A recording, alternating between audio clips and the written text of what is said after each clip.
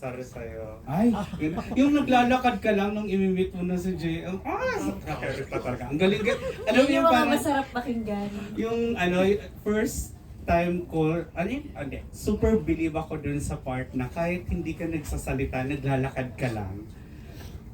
Nakakairita na talaga. Yung gano'n. Yung parang, oh my God, nakakainis si Kim. Ganun. Baka nairita ka sa skirt ko doon. Usually. Slit yun eh. Slit yun. Kabila ang slit yun. Correct. But dear, for you, of course, this one is a risk for you, di ba? Sabi mo nga, ano yung kinakatakot mo na maging outcome ng risk na to?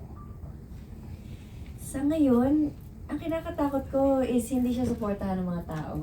Siyempre wala namang may gusto ng gagawa ka ng proyekto, ibibigay mo lahat, tapos hindi siya susuportahan. Kaya yung pinaka-pinagdadasal ko talaga is sana po, suportahan niyo po yung ginawa naming obra, na pinagtulong-tulungan talaga namin. Binigay talaga namin lahat. Wala na kaming tinira. Pero yun yung pinagdarasal talaga namin. I pray that this project will be ayun nga, shown worldwide, and I pray for the success of Linlang kasi we all did our part as an actor, from the director to the writers to the creatives, kahit cameraman, kahit yung shot lang na yun. Sa cameraman, salamat po, nainis po si sa shot na yun. So parang si Direk, salamat sa effort. So parang yan lang yung kinakatakot ko. The rest, mainis man kayo kay Juliana, deserve niya yun.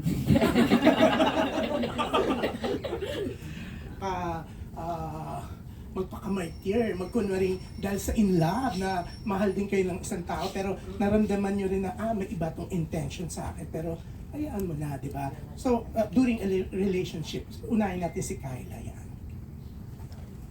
Kyla ba o Kayla? Kyla po. Kyla. Thank you. Opo, na-experience ko po yun. And, but I'm still proud of myself because when it came to a point where I needed to decide whether or not to walk away, pinili kong to walk away. Mm-hmm. So tinanggap mo naman. Mm-mm.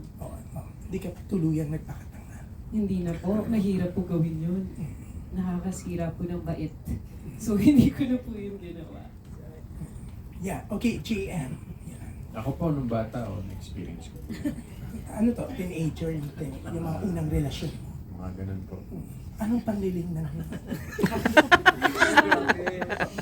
Kasi si Salve, ganyan-ganyan din. Ilang beses niya naramdaman, pero nagkunwari siya dahil sa tawag ng pagmamahal. So, ikaw. Problema po sa akin, I tend to, yung kabataan ko, I tend to self-destruct. And mali yung pamamaraan ko how to face yung mga ganung sitwasyon sa buhay. Pero ngayon, I learned ko. At least, lesson learned sa'yo yun. Natuto ka. Ako. Yan, okay. O, si Kim. Siyempre, alam naman natin. Pero, alam mo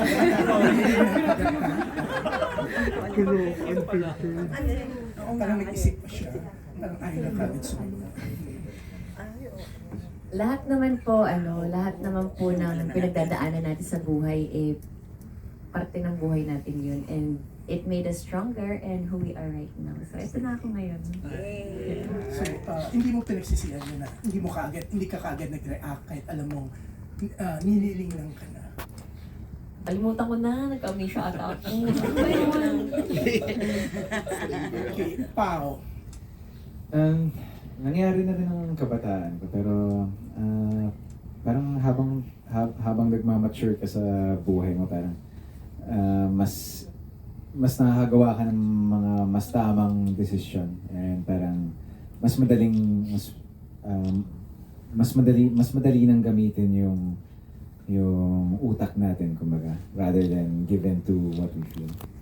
Ang bongga ng pagkakasada nila nung kabataan, ng teenager, tuloy namin ang tanda-tanda. Okay. Bago si Inay Maria, si Miss Ruby, yan, favorite ni Salvi si Miss Ruby, si Ex. Salamat ho. Opo, naranasan ko na yon. Paano maging tanga at talaga in-extend yung pagiging tanga. And while you're going through that, hindi mo naman nakikita ang sarili mong tanga kung hindi nagmamahal lang. until kinailangan na ng I call it divine intervention because one day, for no reason at all, hindi naman kami nag-away noon, hindi naman ako binugbog that day. I just walked away. And I just, led a new life. Nagsimula ng panibagong buhay. Ganun po. Yan, bago si Inay Maria, si Direk Jojo, si Direk Evan, hindi ko natatanungin kasi alam naman natin na masaya siya sa love life niya. So ikaw, Direk, si Direk, ang dami-daming love life.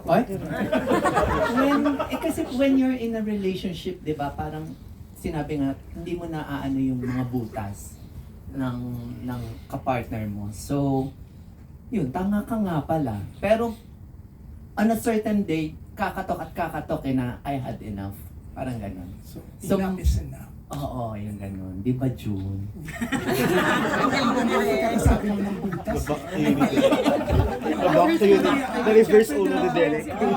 Only Diamond Star, Marcia Soriano. Ako, nangyari na nga yan sa akin, hindi mo gustong ulitin. Kasi baka yung susunod mapatay mo na. Mapatay mo ng violent. Edging lang, edging. Edging lang yun. Yung nararamdaman mo yun na nililingnan ka na, sakit ka lang pala doon. Ano po kung may papatanong ka? Anyways, yun, nararamdaman naman na nililingnan ka na. Tapos, niloloko mo rin yung sarili mo na dahil mahal mo siya, di ba? Parang ikaw mismo, di ba, yung niloko mo, nilingnan mo yung sarili mo. So after, ano talaga yung naramdaman mo? Mary, ikaw pa ba yan? Oo. Ikaw pa ba yan? Masaya ka pa ba talaga? Talaga kailangan yung itsura body cancer. Nakikipagtalbugan ko sa inyo ng ringtone. Kaya sabi mga inay, di ba? Ang germs hindi bini-baby, pinapatay. Di ba? Dapat tayo Pero, hindi mo naman naisip na sampal-sampalin yung sarili mo. Kasi yung iba, dami gusto magpasampal sa'yo. Di ba?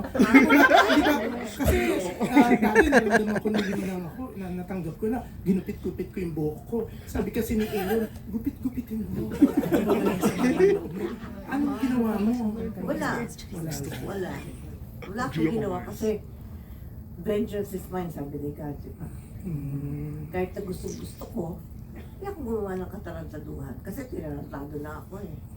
Hindi naman solusyon yung gumawa ka ng another masama. Diba? Sa ginawa sa'yo masama, ulitin mo pa. O taka na ang tawag doon, diba? Ang bongga, di ba? Parang mapupromote din ang linang. Ikaw na magtanong, Salve. Sige na. Ako ang pinipilit mo. Sige na. Maiyahan ko kasi si Salve. Yan, panglilingnan niya yan sa iyo. Pero, ako, maiyahan. Sige na. Tanong mo na sa kanya. Sige na, nag-expect. Nag-expect ang tao. Yun yung blocking lang, hindi nakikita si Salve. Ayan, Salve. Hindi kasi, Inay Maria, meron kami nabasa na nakita namin yung vlogging ng vlog mo, tapos nakita kami ni Sherry Pie, diba? So, pinag-usapan niyo tungkol dun sa, may nilang ba kayong pinag-usapan doon? Wala naman. Wala naman. Nakakaloka si Salve. Pero sinasabi ko yung pinanilang ng isang tao. Hindi nga, wala. Wala Salve. Salve sa ibang press Pag-usapan namin yung...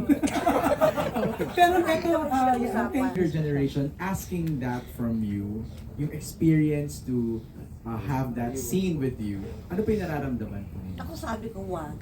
Masisira ang mukha niyo. Wag ba? Sabi ko gano'n. Hindi kasi ang hirap kasi yung, siguro kung comedy, madadalian ako, di ba? Yung hindi masakit, ganito. Kasi, mukha mo, yung gano'n. Ganun lang. Eh, dito, pag drama, hindi ko magawa yung i-control kasi yung galit ko lahat ng doon. Right. Siyempre, nanay ka, dalawang anak mo, tinuhog. Hindi naman ako gusto ilagay, diba? Sa bubong. Pero Inay Maria, you understand that it's their way of showing respect to you. Oo naman. If I may add, kasi parang nung nakatrabaho ko si D. Maricel Soriano, yun nga naririnig ko yung sampal-sampal. But after working with her, yung unang eksena pa lang na naka-eksena namin siyang lahat, the first sampal, gano'n. Sabi ko nga parang, kasi syempre siguro parang sensationalize yung kasi yung pagsampal.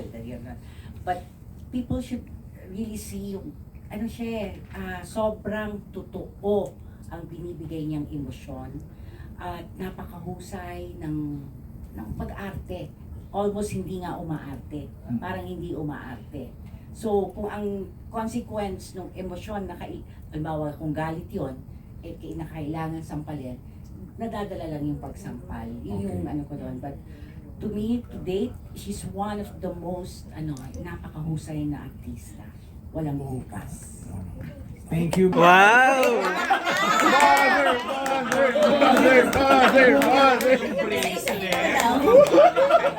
Pero Miss Ruby, nasampal ka ba na sa Linlang? Hindi. Hindi. Oo. Siguro meron pang next project na gagawin ka. I hope. Kailangan sabihin mo rin, gusto mo magpasampal para kunin ka sa next project niya. Yan. Hindi lang kasi sampalan gusto ko sa kanya. Kundi talagang umati ka Gusto mo po bubugin ka niya? Matinding, acting, Yes, oo. Yung kasi parang because naging talagang kung meron akong hindi malilimutan na dito sa Linlang, yung friendship na nabuo namin ni Miss Maricel Soriano, sobrang blessed ako. And gusto ko pa siyang makatrabaho sa mas mga, yung ganito pang mga proyekto, very worthwhile projects, yung ganun. Working with Nicole, and how is it working with Kim? Uy! Hindi mo. Huwag na lang po ako! Accept na lang siguro. Hindi lang si Kim, but the rest of the cast. The rest of the cast. Okay. Yun nga ang sabi ko, kasi nung may isang eksena kami doon ni Miss Nicole Kidman, sabi ko, so good. Ganun. Paano kaya ako naging gusto lang mga sinagot? Yes, ma'am. Yes, ma'am. Kumbaga parang nag-react lang ako dun sa kanya, dun sa pinaka-monologue niya. And then ang sinabi ko po sa kanya when I told her, you find me good, then you should meet the vast of actors of talents that we have in the Philippines. And kaya ako masaya na ipapalabas siya sa Prime Video kasi mapapanood din ng mga producers namin dun sa show yung pinagkaabalahan ko while waiting for the release of Expats. Kasi masaya po ako, very grateful. Unang lalabas tong Linlang sa Amazon Prime, yun ang tawag doon, di ba? Amazon Prime. Tapos tamang-tama pag matatapos na yung 14 episodes, tsaka naman i-release yung Expats. In Amazon Prime. In Amazon Prime also. And ako sobra kong pinopromote ang Amazon Prime kasi kahit sa Hollywood, kahit po sa Amerika, talagang very aggressive ang ang marketing and to reach a wider audience. So, ang laking tulong po for Amazon Prime na magkakaroon sila ng Linlang kasi maraming Filipinos, I think, or I believe, hindi lang I believe na tatangkilik sa Linlang. So, malaking tulong 'yon sa Amazon Prime.